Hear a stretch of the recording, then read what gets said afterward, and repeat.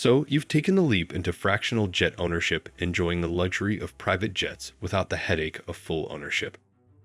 But now, maybe your travel habits have shifted, or perhaps the thrill of sky-high indulgence has worn off. Do you cash out smoothly or get stuck in turbulence trying to exit? Selling your jet share shouldn't feel like an emergency landing. Buckle up, because we're about to navigate the ultimate exit strategies, ensuring your departure is first class all the way. Understanding the lay of the runway. Owning a fractional jet share is like having VIP access to the skies. You enjoy the luxury, convenience, and exclusivity of private aviation without shelling out millions for a full aircraft. It's the perfect middle ground for frequent flyers who crave efficiency but don't want the burden of sole ownership. However, just as flights have scheduled departures, so does your investment in a jet share. Maybe your travel needs have shifted, the costs are no longer justifiable, or a new opportunity has taken priority. Exiting your share isn't as simple as handing over the keys to a new buyer. There are contractual rules, market trends, and financial considerations that shape your options. Understanding how to sell your stake efficiently ensures you don't hit unexpected turbulence. Whether you're looking for a smooth exit or the best return on your investment, knowing your way around the process is essential. Let's break down exactly how to land your exit strategy with precision and ease. The termination clause. Your pre-flight briefing. Before you plan your exit, your fractional ownership agreement is your ultimate guide. Think of it as your in-flight manual for a smooth departure.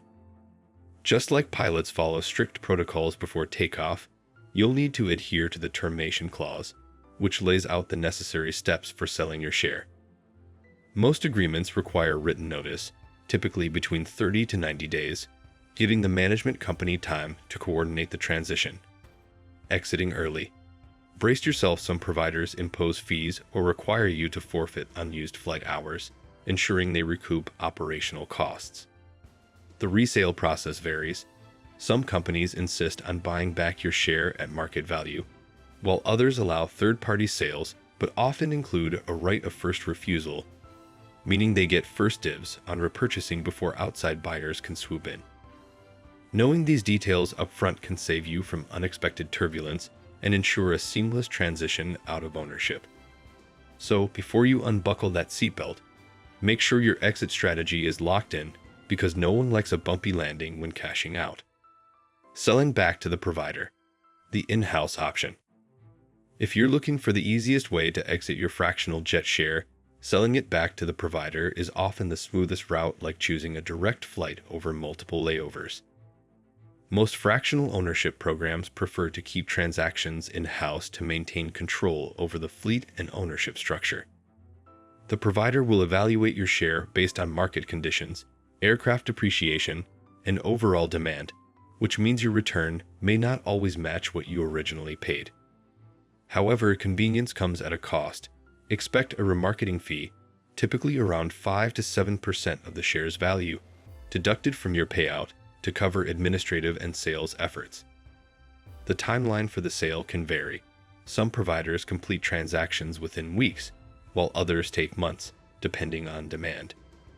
To avoid uncertainty, keep open communication with the company to understand how long the process might take.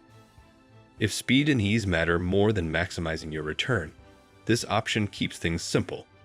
Just be prepared to hand over some control to the provider. Selling to a third party, broadening your horizons. If your fractional ownership agreement allows it, selling to a third party can open up new opportunities to maximize your return. Unlike selling back to the provider, where the valuation is often predetermined, selling on the open market lets you tap into demand and potentially secure a better price. However, the first step is a market assessment. Understanding how in demand your specific aircraft model is can help you price your share competitively and attract buyers more quickly. Next comes due diligence. Most management companies have strict qualifications for new owners, meaning your buyer must meet financial and operational standards before the deal is approved. Then, there's the fine print. Transfer fees can apply, sometimes reaching thousands of dollars, which could impact your final payout. While selling to an external buyer can be more profitable, It often takes longer and requires more effort in terms of finding a buyer, handling paperwork, and negotiating terms.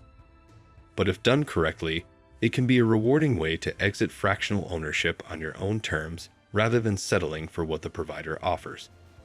Leaseback arrangements, keeping your seat warm. If selling your fractional jet share isn't the right move just yet, a leaseback agreement can keep your investment working for you. Instead of offloading your share, the management company rents it out to other clients, helping offset ownership costs while you wait for the right buyer. This setup is ideal if your flying needs have decreased, but you're not ready to cut ties completely.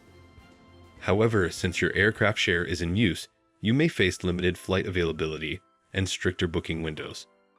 While leasing generates revenue, it won't always cover expenses like management fees, maintenance, or depreciation. Some agreements also lock you in for a set period, restricting your ability to sell. If planned wisely, a leaseback can be a savvy way to ease financial pressure while keeping your options open for a smooth exit. Navigating market turbulence, timing your exit. Selling your fractional jet share isn't just about finding a buyer, it's about timing your exit strategically to maximize value. The private aviation market can be as unpredictable as in-flight Wi-Fi, with demand fluctuating based on economic conditions, travel trends, and industry shifts. If demand for fractional ownership is high, buyers will be more willing to pay a premium, making it easier to sell at a favorable price. However, aircraft depreciation is a major factor just like cars. Private jets lose value over time, meaning the longer you hold onto your share, the less it may be worth. Economic conditions also play a crucial role. In times of recession or market uncertainty, buyers might hesitate to invest in luxury assets, slowing down sales. Keeping an eye on market trends and industry forecasts can help you determine the best time to exit, ensuring you get the most out of your investment. Timing your sale wisely can mean the difference between a smooth landing and a financial nosedive. Legal and tax considerations. Avoiding turbulence. Exiting a fractional jet ownership isn't just about selling your share and walking away, it comes with legal and tax obligations that can trip you up if you're not prepared. Just like a seasoned pilot reviews flight regulations before takeoff, you need to understand the financial and legal rules before finalizing your exit.